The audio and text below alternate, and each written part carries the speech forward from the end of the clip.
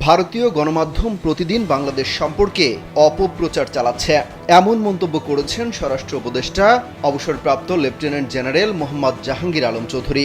বৃহস্পতিবার দুপুরে বরিশালে সাংবাদিকদের উদ্দেশ্যে স্বরাষ্ট্র উপদেষ্টা বলেন, অপপ্রচারের ব্যাপারে সবসময় সজাগ থাকতে হবে। তারা প্রতিদিন মিথ্যার রিপোর্ট দিয়ে যাচ্ছে।